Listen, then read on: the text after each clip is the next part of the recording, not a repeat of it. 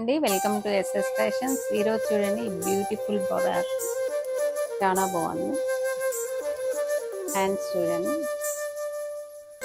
అలాగే గేర్ చూడండి ఎంత బాగుంది, చాలా బాగుంది. మొత్తం ఇది వచ్చేసి 30 మీటర్స్ నెట్ పట్టింది. చాలా బాగుంది. అంటే ఇట్లా ఎంత విడిగా అంటే అంత విడిగా గేర్ వస్తుంది. చూడండి ఎంత బంపీగా